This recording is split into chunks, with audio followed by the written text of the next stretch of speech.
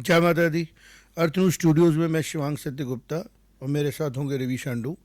जैसे आप टाइटल में देख रहे हैं, 1931 का 13 जुलाई का वो दिन, उसके फैक्ट्स, उसके ऊपर बनाया हुआ पॉलिटिकल नैरेटिव, उसके ऊपर रचा गया षड्यंत्र और उसके खमियाजे क्या भुगतने पड़े जम्मू कश्मीर की और लद्दाख की जनता को बात करनी ज़रूरी है। जब चीफ मिनिस्टर जो प्रेजेंट यूटी के हैं उमर अब्दुल्ला साहब, वो इसके बारे में बात करते हैं और इसको जोड़ते हैं उस फ्रीडम स्ट्रगल के साथ जो सेक्रेड है। भारत गुलाम बना अंग्रेज़ों का एक षड्यंत्र के द्वारा, भारत गुलाम हुआ मुग़लों का षड्यंत्र के द्वारा। भारत आज़ाद कब हुआ? जब भारत की सिविलाइजेशन गवर्नमेंट में आई, जब ताकत में आए तो भारत आज़ाद हुआ। तो जम्मू कश्मीर तो कभी अंग्रेज़ों का गुलाम रहा ही नहीं।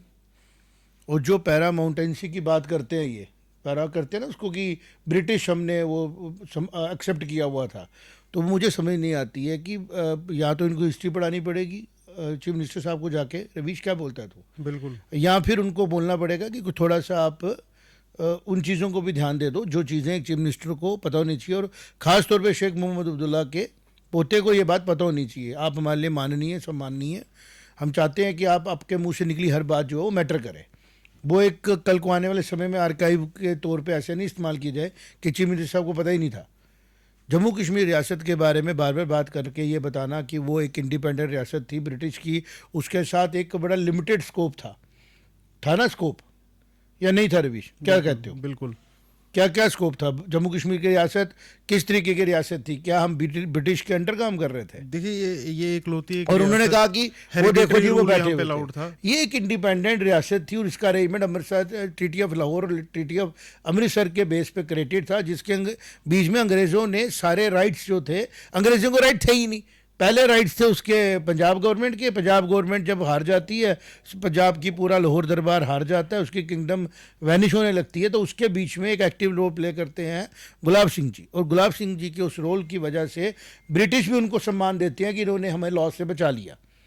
ब्रिटिश भी उसमें सम्मान देते हैं क्योंकि कोई भी राष्ट्र लड़ना नहीं चाहता। कोई भी राष्ट्र ये नहीं चाहता है कि मैं जंग में पढ़ूँ, मैं लड़ाइयों में पढ़ूँ, मेरे झगड़े हों और मैं अपना टाइम वेस्ट करूँ और अपना सरमाया वेस्ट करूँ। तो गुलाब सिंह जी ने दोनों ही राज्यों को बचाया और दोनों के प्रति बैलेंस अप्रोच ली, पंजाब के प्रति भी और अंग्रेज़ों के प्रति भी। तो उसके रिवार्ड में अंग्रेज़ों ने देखा कि जिस तरीके की ये एक काबिल शख्सियत है, इनको अगर हम लोग बीच में रहने देते हैं, अफ़गानिस्तान की तरफ से जो आ रहा था, रशिया की तरफ से जो आ रहा था, उसका एक बफर जोन बनाने की उन्होंने अपनी तरफ से पेशकश की और उसको गुलाब सिंह जी ने एक्सेप्ट किया और ये क्रिएट हुई हमारी इंडिपेंडेंट रियासत। और he was already Raja of Jammu. Kashmir के राजा तो वो बनाए गए साथ में, लेकिन वो राजा जम्मू के थे ही थे और वो ऑलरेडी इसके अंदर नेगोशिएशन करने के लिए बुलाए गए थे क्योंकि अंग्रेज़ों पे अटैक हुआ था। अंग्रेज़ लड़ने नहीं आए थे, लाहौर दरबार ने अटैक किया था अंग्रेज़ों पे।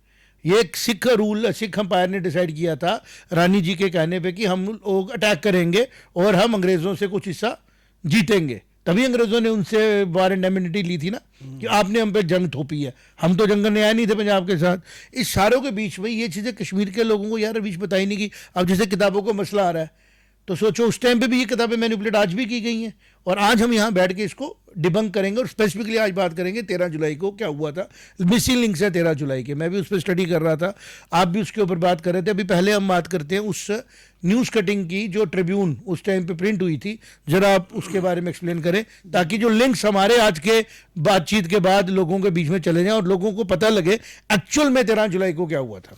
बिल्कुल, अगर मेरे जो डायरेक्टर है वो स्क्रीन पे दिखा भी पाए उस इमेज को जब तक मैं बोल रहा हूँ, तो एक कटिंग है हमारे पास जो कि ट्रिब्यून अखबार की 14 तारीख की कटिंग है, 14 जुलाई 1931 की, जहां पर ये कवर किया गया है और रिपोर्ट किया गया है कि क्या क्या हुआ। क्या ये हम कह सकते हैं दावे से कि उसी दिन की? आजकल एआई का भी बड़ा जमाना है। नहीं, बिल्कुल, ये एक पुरानी कटिंग है, आप देख भी पाएंगे जब स्क्रीन पे देख पाएंगे कि पुरानी ये कटिंग काट के किसी ने रखी है संभाल के। तो हमारे पास हमारे कोई मित्र हैं तो उन्होंने भेजा, हमें हिस्टोरियन है वो, तो उन्होंने हमें भेजा था ये।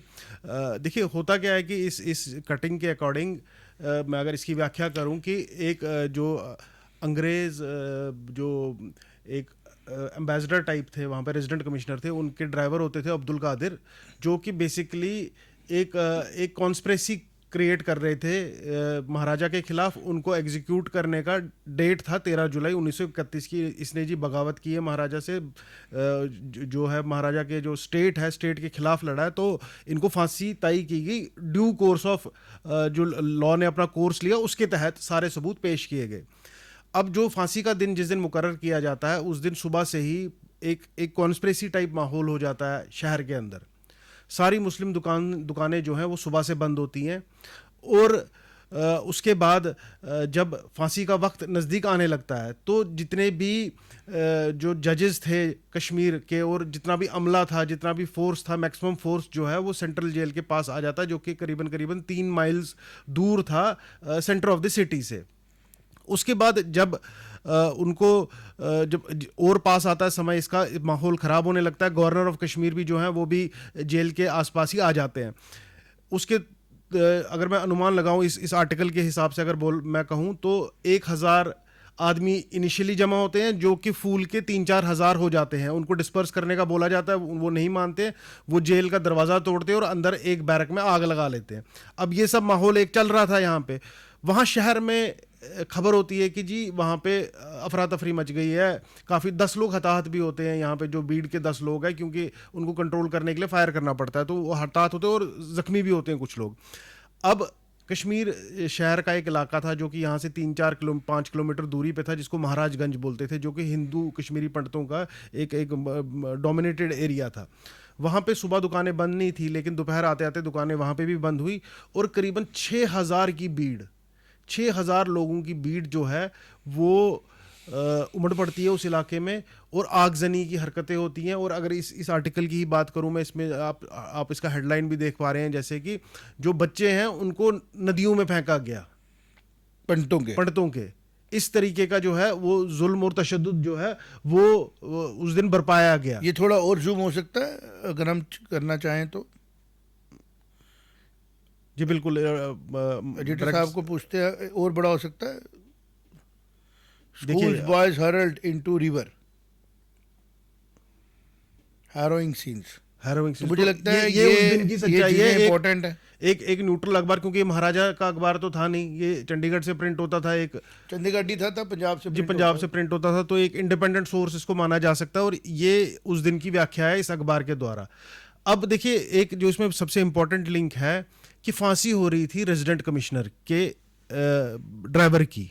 ड्राइवर नहीं था, he was a cook and orderly.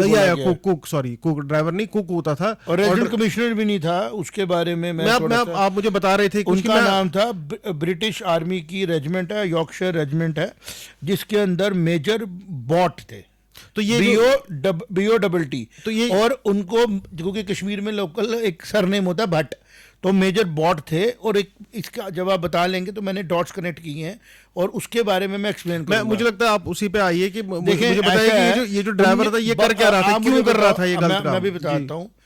हम राउंड टेबल कॉन्फ्रेंस की बात करेंगे, किस डेट को हुई? 15 जनवरी 1930 नवंबर से शुरू हुई। 15 जनवरी 1930 संबोधन होता है हरि सिंह जी का, महाराजा हरि सिंह जी, जो कि लार्जेस्ट प्रिंसली स्टेट के ओनर थे, 15 जनवरी राजा थे, वो मिलने जाते हैं क्राउन को, और उस मीटिंग में डिसाइड करना होता है कॉन्फ्रेंस में कि जो प्रिंसली स्टेट्स और ब्रिटिश इंडिया कैसे अरेंजमेंट में रहेंगे। बाहर निकलती है तो किस अरेंजमेंट के बाद वो अपना गवर्नमेंट देगी। 200 साल हो चुके थे। तो वहाँ महाराजा हरि सिंह जी ने कंसर्न शो किया, जो उनके हम ये बोल सकते हैं सिलेबस से बाहर था।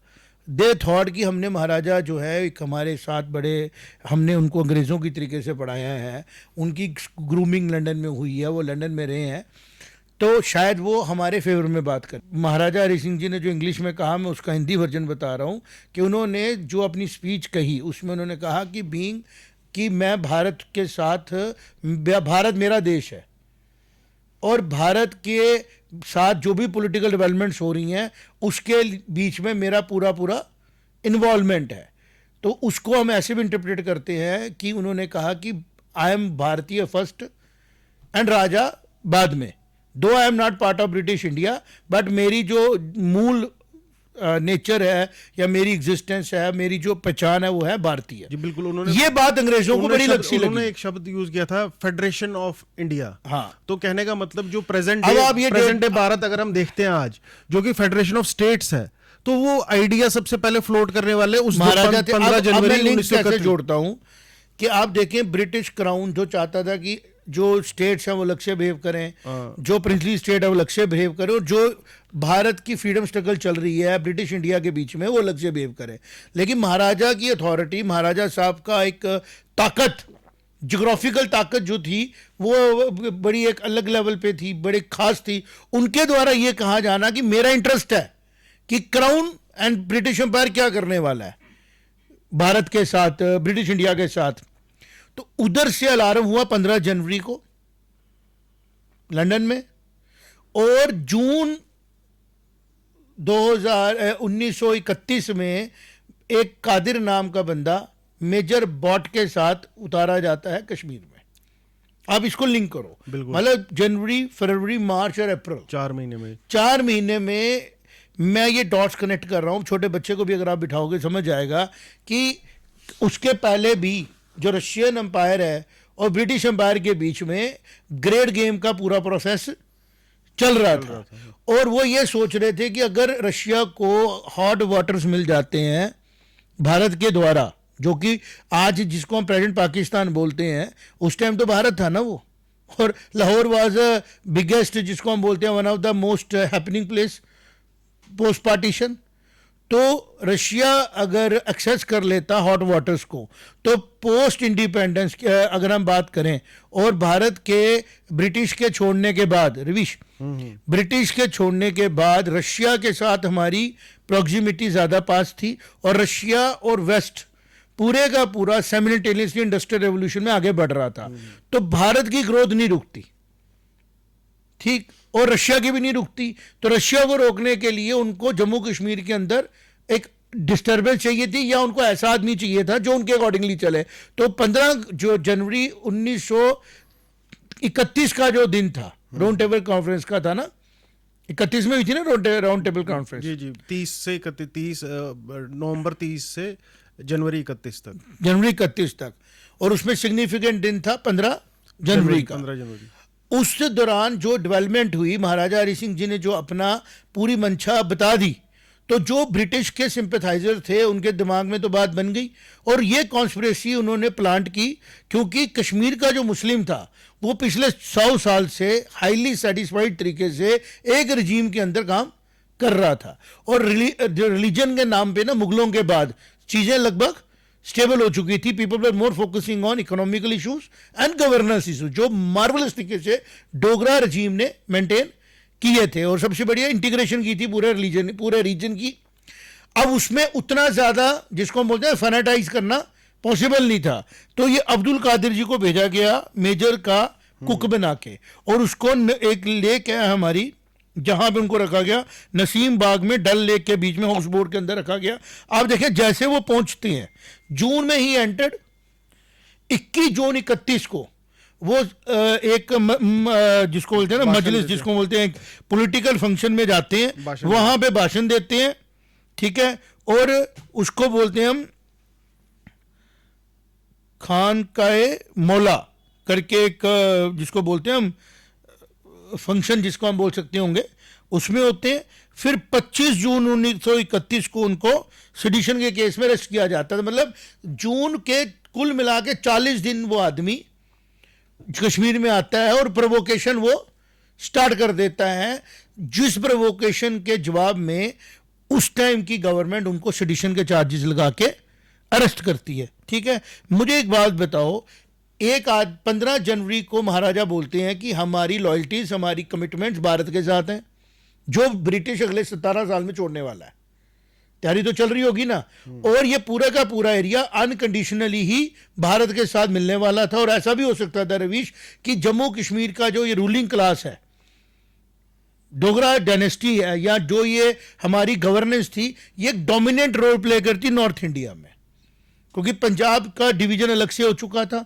पंजाब का पार्ट था लाहौर, पंजाब का पार्ट था हिमाचल, और पंजाब के अंदर डोमिनेंट फोर्स जो थी वो उस टाइम पे क्या थी, ब्रिटिश क्राउन थी, और ब्रिटिश अगर वहां से निकलते, और जम्मू कश्मीर का एरिया नेचुरली ज़्यादा था और रेवेन्यू भी जम्मू कश्मीर के पास ज़्यादा था, और सबसे बड़ी बात रूट्स टू सेंट्रल एशिया तक जाने का और ऊपर यूरोप को टच करने का।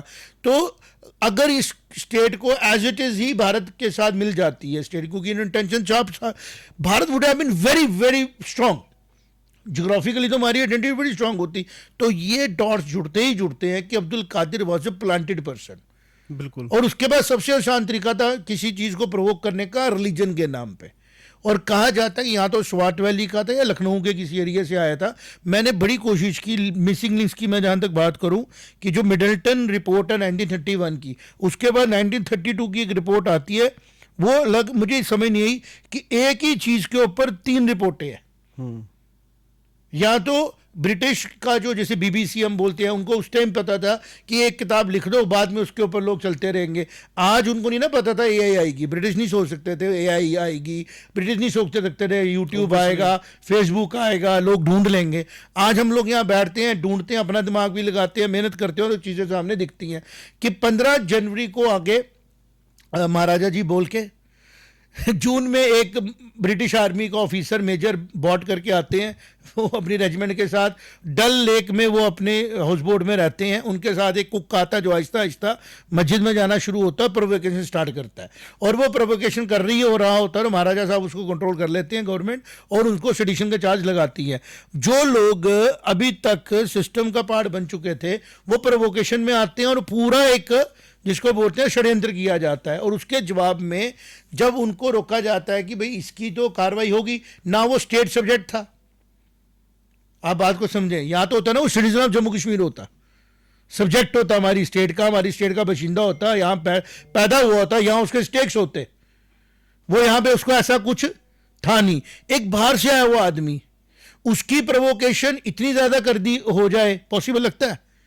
ये सारा एक उस टाइम की कॉन्स्पिरेसी थी जिसका एपिसेंटर था, जिसका एपिसेंटर अब्दुल कादिर था, और जिन लोगों को उसने मैनेज किया उन्होंने आगे मैनेज कर दिया इनोसेंट्स को।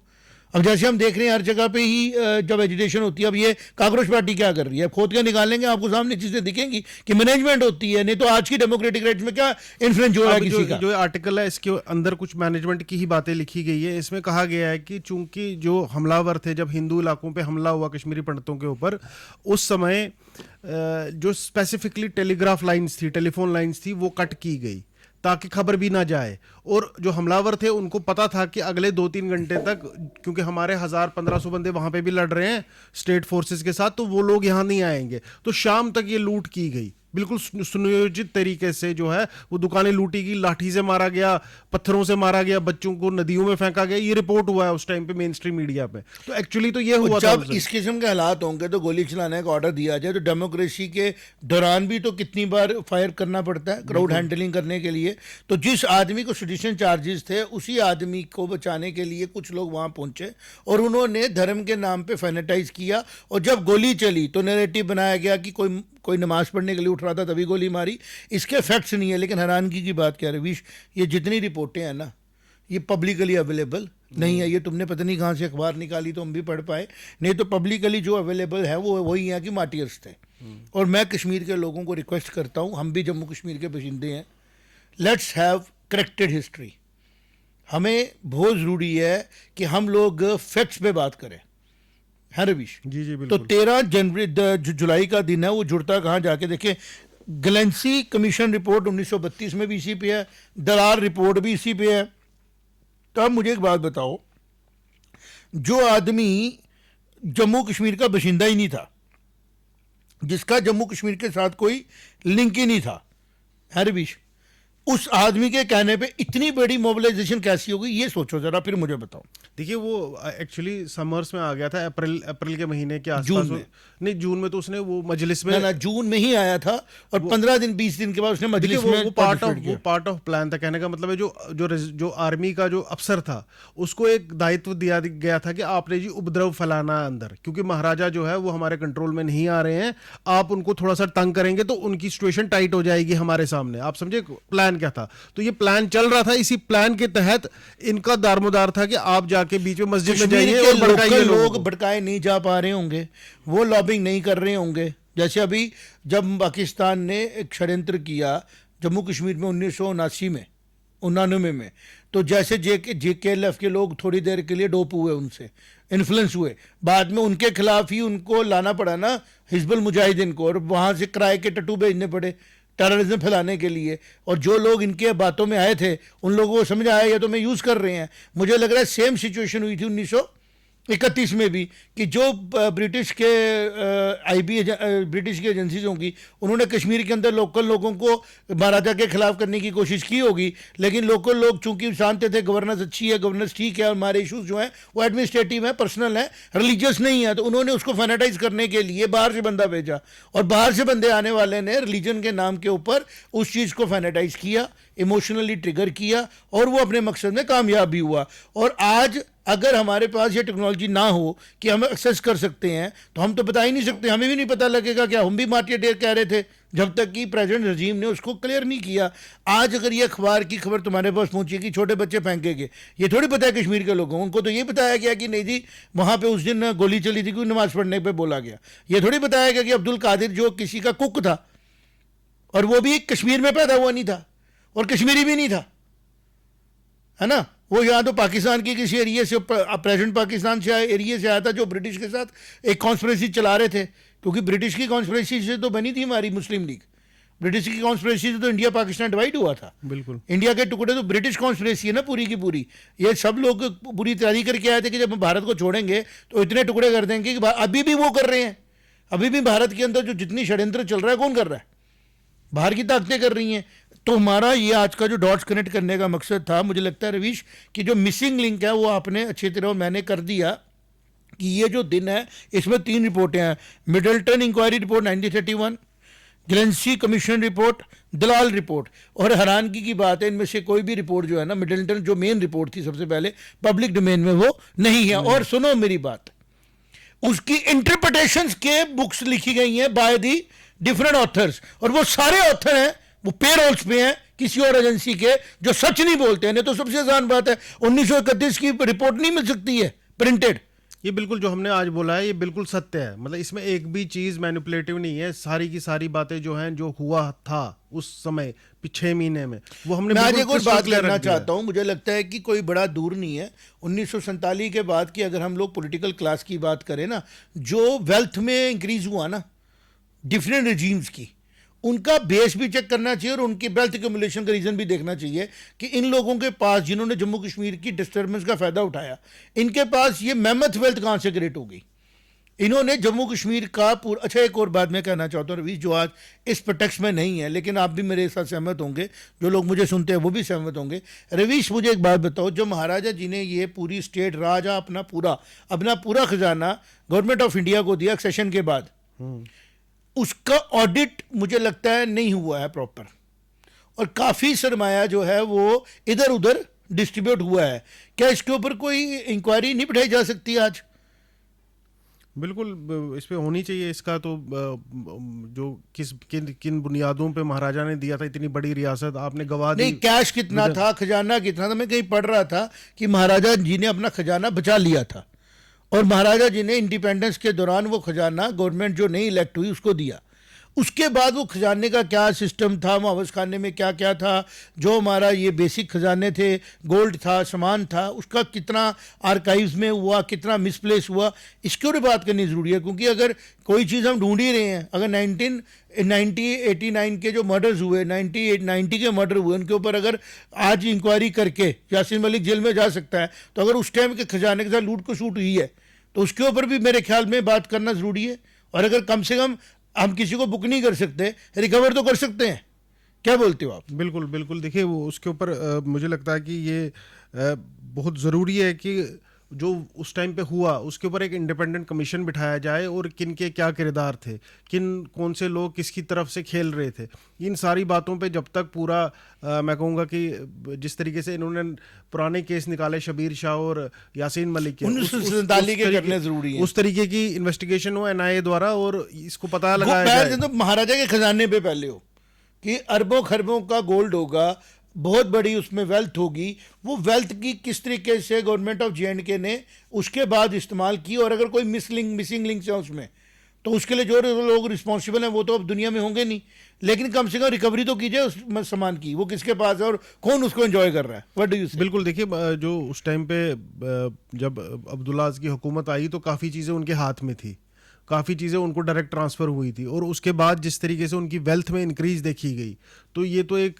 जानिब सा सवाल है कि आपको ये चेक करना पड़ेगा कि वो पैसा कहाँ गया, क्योंकि इतना अमीर तो अचानक से कोई बन नहीं सकता। गोल्ड डायमंड्स होंगे, बड़ा चीजें होंगी, बहुत ज़्यादा, क्योंकि जम्मू कश्मीर रियासत बड़ी रिच रियासत थी। राइट, इंडिपेंडेंट रियासत थी, और काफ़ी सालों से कोई अंग्रेजों की इंटरफेरेंस महाराजा हरी सिंह अपने साथ कुछ लेके नहीं गए थे यहाँ से ना, कुछ भी नहीं। ठीक है ना। और उसके साथ साथ जो हमारी प्रॉपर्टीज़ थी बाकी जगहों पे, दिल्ली में थी, अमृतसर में थी, वो सारी प्रॉपर्टीज़ बॉम्बे में थी। महाराजा हरी सिंह जी का आखिरी समय उधर ही गुजरा। मेरा ये मानना है कि time has come when truth should be brought out. And ये जो 13 जुलाई का मसला है, हम जम्मू कश्मीर के भाइयों को, दोस्तों को चाहिए हम लोग बैठें, बात करें और अपना अलगाव छोड़ के ना सच पे आए। अगर सच में अब्दुल कादिर एक पेट्रोइड था तो वो कश्मीरी होना चाहिए था, जम्मू का होना चाहिए था। बाहर से वो आए हुए आदमी ने किस तरीके से फैनेटाइज किया, किस तरीकों को बनाया, और आज हम कहें कि उसके मरने पर जो लोग वहाँ जो गए, जिन्होंने जान गंवाई, अगर वो प्रोवोकेशन में थे तो उसके लिए कौन रिस्पॉन्स? हो सकता है ज़्यादा कैजुअल्टी होती और रेस्टेन किया गया, ठीक है ना। और अगर हम इसके ऊपर जा सके कि कश्मीरी पंडित की जो वहाँ पे कैजुअलिटीज़ हुई, जो सामान ख़राब किया, रेप हुए, उसका भी कोई रिकॉर्ड अगर हमें मिले तो हम डेफिनेटली अपने इस पॉडकास्ट में उसको लाएंगे कि कितने लोगों के साथ क्या हुआ था। लेकिन अनफॉर्चुनेट पार्ट क्या है कि 1947 के बाद कंटिन्यूसली रजीम गिनके रहे यहाँ पे जो इस रूल की कोई भी मेरिट की बात रखना ही नहीं चाहते। हमारे महलों में आग लगाई गई, गोलघर में आग लगाई गई, अभी भी पिछले दिनों आग लगी थी। तो जब एक स्टेट पूरी करप्शन के हाथों से गुजरे, मतलब एक तरफ राजा था, ओनरशिप थी, ठीक है, और वो भी एक एक्सक्लूसिव ओनरशिप थी कि इंडेमनिटी दे के अपने राइट्स लिए थे, अपनी मेहनत की कम चीज़ को लेके, फिर ऑर्गेनाइज किया था, और फिर सडनली एक कॉन्स्पिरेसी की गई, क्योंकि 1 to 1 में ब्रिटिश जो है वो सीधे हमारे से लड़ नहीं सकते थे, कर ही ना सकते थे नुकसान, क्योंकि अग्रीमेंट्स थे। लाहौर की ट्रीटी थी, ट्रीटी ऑफ अमृतसर थी, वो पूरा वर्ल्ड में हंसाई होती। तो उन्होंने कॉन्स्पिरेसी के तहत कि भारत के अंदर रिलीजन के नाम पे, धर्म के नाम पे, जात के नाम पे लड़ा लो, फिर बाद में हम उसको डिवाइड एंड रूल वाली पॉलिसी पे करेंगे। सेम उन्होंने यहाँ प्लांट की, और आज भी उसको कुछ कश्मीर के लोग बुना रहे हैं। तो जितनी बुक्स इस पर लिखी गई हैं उससे बियॉन्ड जाके जो एक्चुअल रिपोर्ट्स हैं ना, वो पब्लिक में आएंगी तो बात बनेगी। हमने कुछ डॉट्स जोड़े हैं। अब्दुल कादिर का आना जून में एक किसी आदमी के साथ, और उसी दौरान एकदम कश्मीर के अंदर रिलीजियस फैनेटिज्म बढ़ जाना, क्योंकि कश्मीर के लोग तो वही थे ना रवीश, जो पहले मुगलों से डर के भाग रहे थे कि हमें ज़बरदस्ती धर्म बदला रहे हैं 200-300 साल पहले। और वो लोग जो थे वो कितने फैनेटाइज होंगे कि उनको सबको पता था कि बेसिकली हमारा धर्म क्या है, हम किसको बिलोंग करते हैं। उनको कोई बाहर से आया हुआ आदमी ज़्यादा प्रवोक कर सकता था ना। तो मुझे ऐसा लग रहा है, ये डॉट जुड़ रहे हैं, history is all about perception also, कि अब्दुल कादिर की हिस्ट्री जो थी वो कुछ और बताई गई, आम कश्मीरी को और कुछ बताया गया, और जम्मू वाले को बताया गया। आज जिस तरीके से मिसिंग लिंक्स जोड़े हैं वो मुझे लगता है काफ़ी चीज़ें क्लियर कर गए कि मार्टियर्स वो थे, अगर वो ब्रिटिश क्राउन के अगेंस्ट लड़ रहे होते और पंजाब या किसी और जगह होते जहाँ पे जुल्म हो रहा था, जहाँ उनकी अपनी सरकार थी, जहाँ उनके अपने महाराजा थे, उनके साथ कौन सा झगड़ा हो रहा था। और जो मोनार्की की बात की जाती है, मैं इसके ऊपर बात करूंगा, अलग अलग राजाओं का अलग अलग तरीका था। जम्मू कश्मीर का जो ये राज था ना, डोगरा एम्पायर जिसको हम बोलते हैं, ये one of the finest empire था। और ये रूल जो था ना मॉडर्न हिमालयन रीजन का, कंसोलिडेशन का, ये स्तंभ है। और जो जितनी बड़ी स्ट्रॉन्ग चीज़ होती है उसको उतना दबाया जाता है। जैसे कि श्री राम जी को बोला गया रवीश की वो थे ही नहीं कांग्रेस के द्वारा, क्या राम थे नहीं। इसी तरह क्योंकि उनको पता था कि राम जी का पूरा फैक्ट सामने आ जाएगा तो भारत एकजुट खड़ा हो जाएगा, भारत इकट्ठा हो जाएगा और भारत का सनातन सबसे ऊपर पहुंचेगा। इसी तरह उनको पता है कि डोगरा डायनेस्टिक रूल की बात सामने आएगी तो 100% है कि जितना भी नैरेटिव बनाया गया पिछले 70 सालों में वो खत्म हो जाएगा और जम्मू कश्मीर जो है पीस और प्रॉस्पेरिटी के रास्ते पे चलेगा, जो पाकिस्तान को गवारा नहीं हो, ना ही ब्रिटेन को गवारा है, जो बैठे हुए लोग हैं। तो आज हमने वो मिसिंग लिंक्स वाले बात की है। अगर आपने ये पेपर देखना है तो हमारा पॉडकास्ट दोबारा देख लें। अगर कोई चीज़ हमने गलत कही है तो आप उसको क्रॉस वेरीफाई करें और अपनी विजडम के हिसाब से जम्मू कश्मीर को पीस और प्रॉस्पेरिटी के रास्ते में आगे जाने के लिए अपना रोल प्ले करें। आप क्या कहते हैं रवीश? बिल्कुल बिल्कुल। मेरा दर्शकों से भी अनुरोध है कि आपके क्या विचार है हमारी सारी बातचीत पे, कृपया कमेंट बॉक्स में ज़रूर लिखें। हमसे जुड़ने के लिए धन्यवाद। जय माता दी।